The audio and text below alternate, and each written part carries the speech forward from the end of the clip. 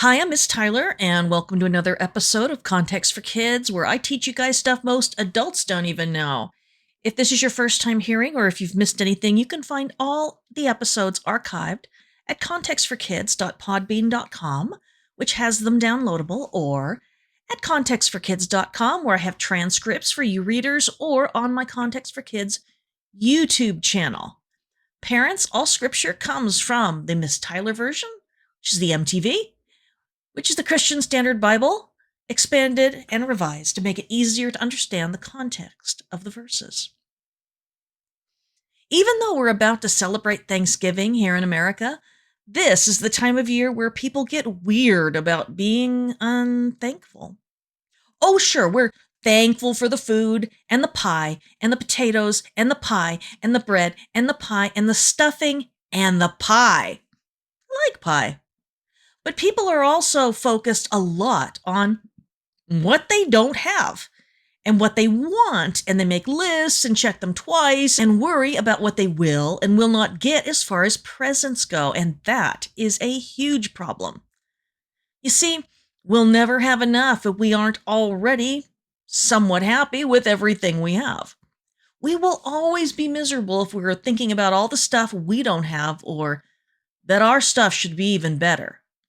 And especially if other people, have the stuff we want. There will always be people with things we don't have and will never have. And not everything can be bought with money. It's the things that can't be bought that we often want the most. Friendship, good health, and a happy family life. Those are the sorts of things we can be most envious about and the saddest when people around us have those things and we don't. I haven't ever been able to have a baby, and it still hurts me whenever a friend tells me she's going to have another baby. So before I talk about thankfulness and Dayenu, which is the Hebrew word for it would have been enough, I want to talk about the difference between being ungrateful and being sad. You see, we can be thankful for so much good in our lives, but that doesn't mean we aren't allowed to be sad over not having what we need or want. If your best friend moved away, or someone you love died, or maybe a pet ran away, there isn't any reason to be grateful for that or happy. You're going to be sad, and that isn't wrong. Jesus was sad, like, when his friend Lazarus died. Jesus was sad, and so were Lazarus' sisters. Jesus even cried. No one said to Jesus, you should be grateful that you still have so many friends who are alive. Or, at least he's in a better place. Or, you should be happy that he isn't hurting anymore. No, they said something very different. Look at how much he loves him. Even if we are sad, sometimes it's because we're grateful. If we love someone and they're gone, we are crying because we miss them. We are thankful that we had them in our lives. We don't have to be thankful that they're gone. That would be weird. We'd have to pretend, and that's just ridiculous. God gave us sadness as an emotion because it's good to be sad when something bad happens. Being sad can often mean that what we used to have was awesome, and we're sorry it's gone. Being ungrateful is not about being sad. Being ungrateful means that we don't appreciate what we already have. For example, if you have a bike and it gets you where you need to go, but you spend all your time complaining that it isn't good enough, making the people who gave you the bike feel bad. Well, that's being unthankful. If people are always being nice to you and you aren't nice to them in return, it's because you don't appreciate their kindness. When someone goes to a lot of trouble to do something nice for you and all you can think about that it isn't good enough, that's being ungrateful.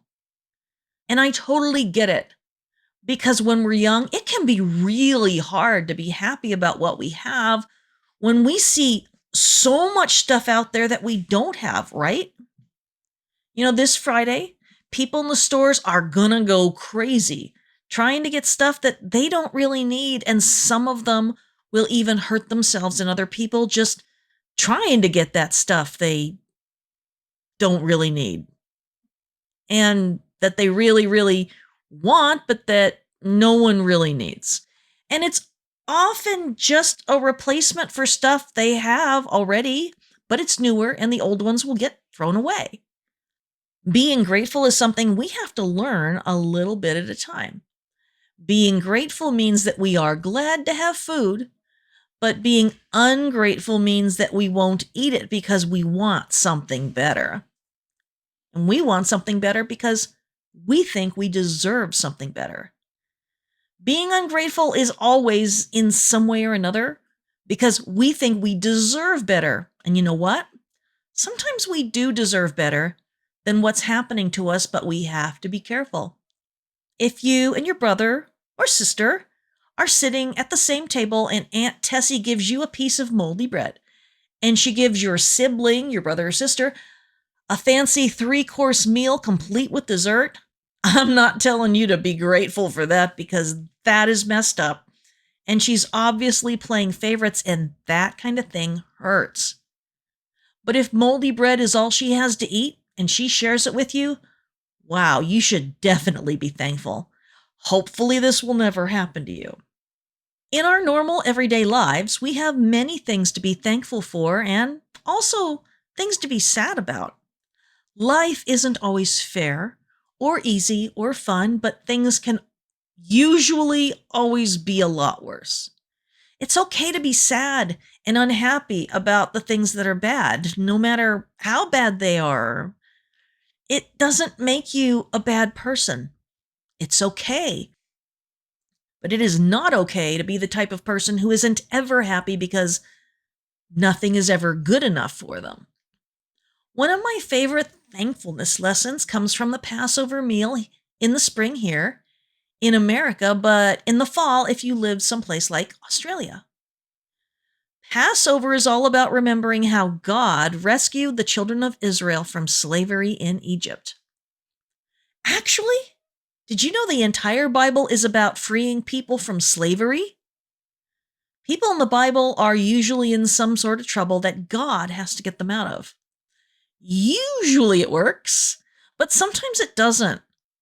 Cain, for example, was angry enough to kill his brother, but God tried to rescue him from his anger before he got to that point.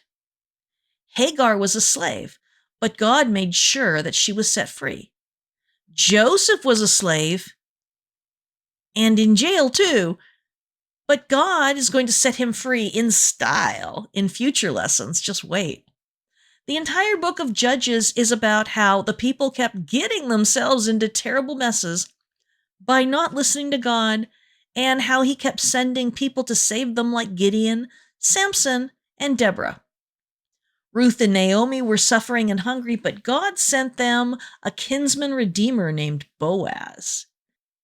King Saul was hunting for David to kill him for years, but God kept saving him. Even Jesus had to escape when the people from his own hometown wanted to push him off a cliff. The book of Acts is full of amazing rescues, especially from jails. Of course, the most amazing rescue of all is when Jesus came alive again after dying. And when that happened, God was telling all of us that if we are loyal to Jesus as our King, we will be rescued too and won't stay dead. Well, we've got a lot to be grateful for sure. One of the biggest reasons we decide to believe Jesus is gratitude. We are thankful that he did everything he did and suffered everything he suffered so that we would be rescued. No one is happy that he had to be hurt so badly to rescue us. But we're thankful that he was willing to go through that to fix our mess. We have so much to be thankful for because of Jesus. And so I want to talk about Dayenu and Passover so that we can see what it's like to learn how to be more and more grateful for what he did for us. First, let's look at the Dayenu song in English. Well, actually, it's the Miss Tyler version because I made it easier to understand. Maybe you can say Dayenu with me after every line to show God how much we appreciate everything he did to set his people free. If he had just taken us out of Egypt without judging the Egyptians for holding us slaves, it would have been enough for us.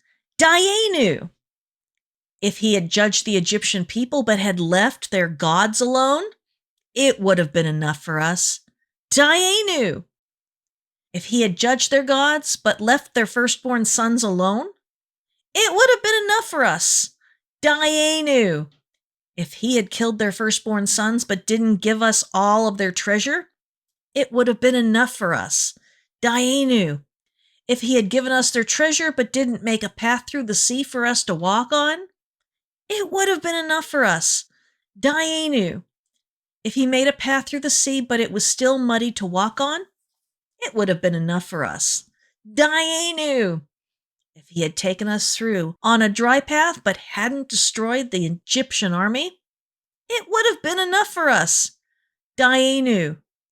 If he destroyed the Egyptian army but didn't give us food and water in the wilderness for 40 years, it would have been enough for us. Dayenu. If he had given us everything we needed in the wilderness for 40 years but didn't give us the miracle manna to eat, it would have been enough for us. Dayenu. If he had fed us that manna but didn't give us the Sabbath to rest on, it would have been enough for us. Dayenu. If he had given us the Sabbath to rest on but didn't bring us to Mount Sinai, it would have been enough for us. Dayenu. If he had brought us close to Mount Sinai but didn't give us his instructions on how to love him and each other, it would have been enough for us. Dayenu. If he had given us his commandments but never brought us into the land of Israel, it would have been enough for us. Dayenu. If he had brought us into the land of Israel but didn't give us the temple, it would have been enough for us. Dayenu. I love the Dayenu song because it doesn't just focus on being rescued, which is absolutely epic all on its own. The Dayenu starts at the beginning and talks about every little thing God did to make Pharaoh give up his slaves. Slaves were like electricity in the ancient world. The work I do around the house now is so easy. I have a dishwasher and a washing machine for the clothes and an electric oven and a refrigerator and a vacuum cleaner and all that so my work can be done very quickly. In fact, I bet I can get more stuff done in an hour than my grandmother used to be able to get done all day. Most people in the ancient world didn't own slaves, but the people who did got a lot more done than the people who didn't. And for some of them, it meant they didn't have to do anything themselves. People became slaves for a lot of different reasons in the ancient world. Some were born to parents who were already enslaved. Others might be sold into slavery by poor parents. During wars, a great many people were captured and forced to live as slaves. Some people even sold themselves into slavery if they didn't have the money to pay their bills. If you remember back in chapter 14, Lot and his family were also taken as slaves by the 4 kings. I suppose it's safest to say that if you became a slave, something had gone terribly wrong, because humans were created to be God's images, and not so they could be used like farm animals to get things done. We aren't supposed to do anything to anyone that we wouldn't want done to us, which means that we can't make other people into slaves. It's one thing to make an ox pull a plow on a farm, but to treat a human like that is hateful and insulting to God who made all people equal. That's how Pharaoh was treating the children of Israel. He used them to build his storage cities and to make bricks. They were slaves because someone more powerful than they were decided that they should be. They never got any days off work. They didn't get to choose the jobs they wanted. They couldn't go where they wanted or do what they wanted. And whoever wanted to hurt them was allowed to, as long as Pharaoh said they could. They didn't get sick days or vacations. They had to work hard all day long making bricks from mud and straw, which was heavy and dirty work. They didn't have any gloves, so their hands were all dried out and cut up, and their backs hurt all the time, I bet. Pharaoh even killed their babies just because he could. And they cried out to God, and God heard them and remembered them.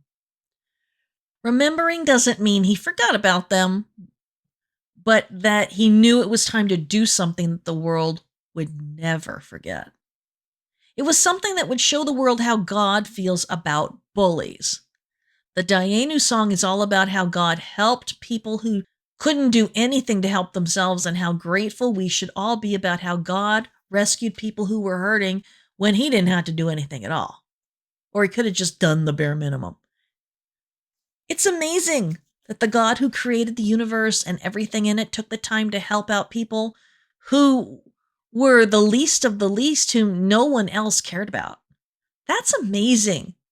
Of course, the problem was that they started being ungrateful right away and made God really angry.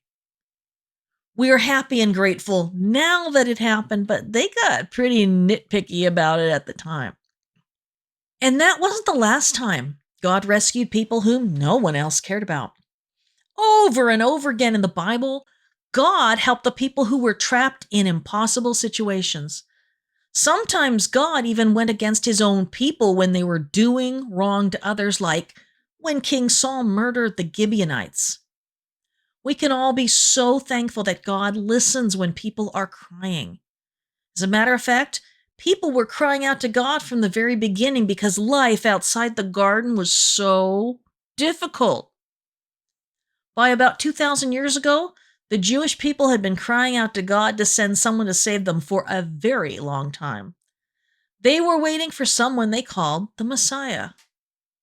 Some people believed that the Messiah would be a fighting man, and others thought he might be a religious leader. But the people who believed he was coming knew that he would be specially sent by God to make things right again because they had been really bad for a really long time. Cruel people were in charge of the world, and there needed to be a change. That's when God decided to do something amazing and unexpected. He decided to give the world something that would make people all over the world happy and grateful. He finally delivered on his promise to Eve and Abraham by sending his son as a baby into a poor family, and that baby grew up to be a man who worked miracles and healed people and told everyone he saw about the kingdom of heaven taking over the earth and all things being made new and right again. Powerful people hated him and they had him killed. But once he was dead, he was in the perfect position to defeat Satan and all the evil powers behind the scenes. Just like God freed the slaves from Egypt, Jesus' job was to free us from all the evil that wants us dead and messed up. Our God has always been in the business of freeing slaves and people who are hurting. But you know what? Even if he hadn't done that, everything else he did would be Dayenu enough. So why don't we rewrite the Dayenu to talk about Jesus? I'm going to tell you guys a secret. You are going to hear this a whole lot from grown-ups when you get older. Some of them are going to tell you that Jesus wasn't really the Son of God, that he didn't come from God at all and was just a regular guy. They'll tell you, oh, well, he was just a really wise man and a great teacher, and we should all listen to him because he had a lot of amazing things to say, but there wasn't anything different about him from us. He got people really excited, and so they imagined that he did miracles, but he never really said any of that crazy God stuff about himself. I mean, that stuff just couldn't be true because it doesn't make any sense at all. But if any of that is true, those things they think, then God never kept his promises to Abraham. I can't think of anything more horrible than that. God said the nations would be blessed by Abraham's seed, which meant a child who would be descended from Abraham. But it couldn't be Isaac, Jacob, or any of Jacob's kids because none of them did that. It wasn't Moses or King David. They all did some amazing things, but they never blessed all the nations. Only Jesus did that because the enemy of the nations of the world since the beginning has been death. Because we die and we get sick and we suffer from pain and we sin, because we hurt each other with the selfish and mean things we do sometimes. We hurt others and others hurt us. And mostly we don't even think about it being any sort of a problem because we naturally think about ourselves and staying alive and what we need and what we want and all of that. If Jesus was just a regular man, it wouldn't have been enough. We needed God Himself to be with us, to show us the perfect way. Not just any human, because all humans get things wrong. We need God to follow and not just a person, no matter how well behaved they are. If Jesus was born into a rich and powerful family, it wouldn't have been enough, because then it would look like God thinks the way we do and would play favorites with the people who already have everything they need. If Jesus' mom and dad had him in the normal way, it wouldn't have been enough because we needed to see the sign of a seventh miracle baby in the Bible. If Jesus had gone to expensive schools and hadn't worked as a laborer with wood or stones or whatever, then it wouldn't have been enough. We needed to see the wisdom that comes from God and not just book learning and repeating what other people have said. If Jesus wasn't tempted by the devil, it wouldn't have been enough because we had to watch him do what no one else had ever been able to do: resist the temptations to do the hardest things the easiest way. If Jesus was just a good teacher, it wouldn't have been enough because teaching can encourage people to do what is right, but it can't change them so that they want to do what is right or know what is right. If Jesus hadn't been born to a people who were suffering from being pushed around by enemy soldiers, it wouldn't be enough because people who are hurting need to know that He understands it too and isn't blind to it. If Jesus wasn't born in the Galilee instead of Judea, people wouldn't have made fun of Him for being from the wrong side of the tracks, and we might believe that God only does things when and where and how we think He should. If Jesus had done everything the way the religious leaders wanted Him to do, it wouldn't have been enough because if doing all the things their way was good enough, then Jesus wouldn't have needed to come at all. If Jesus was popular and one of the in crowd, it wouldn't have been enough because everyone would have died for Him and not the other way around. If Jesus had just done a lot of good deeds, a lot of people would have been helped, but once He died, everyone would have forgotten all about Him. If Jesus was only a good man and not the Son of God who created the universe and everything in it, then once He was dead, He would have just stayed dead because He couldn't have trashed sin and death, and we'd be living in a much more terrible world. If Jesus was killed by the Jewish leaders, it wouldn't have been enough because it had to be all the leaders working to destroy Him, both Jews and Gentiles, so that He could forgive us all and save us all. If Jesus only died for the Jewish people, His own people, it wouldn't have been enough because it would mean that almost the entire world would just be in deep trouble unless they were Jewish. Jesus had to be the Son of God who created the universe and everything in it, never sinned, never failed any of God's tests or the devil's tests or the tests that people threw at Him. His teachings had to always show us God's character and the kingdom of heaven so we could see what He is really like and what He wants His world to be like. Jesus had to be a truth teller so that we could trust God. Jesus had to be a miracle worker so people would notice that God had sent Him. Jesus had to be a healer and had to get rid of demons to show people that God wasn't willing to put up with all that nonsense messing with His image bearers. Jesus had to be greater than Abraham, Moses, David, and Elijah so He could be God's final word on every question. Jesus had to be a king so we could be loyal to Him and obey His commandments to love one another. Jesus had to be everything He is, and nothing less than that would ever be enough. We can be thankful for that. I love you. I'm praying for you, and I am so thankful to have you all in my life. Hey there, if you are enjoying Context for Kids, but you want to get more in depth in certain areas that I just can't cover well on the radio show, check out my 4-volume curriculum series, Context for Kids: Honor and Shame in the Bible for ages 7 and up, 10 Commandments and Covenants of Promise for ages 10 and up, identity, idolatry, and the new creation for ages 13 and up, and sexuality, social identity, and kinship relations in the Bible for older teens and adults.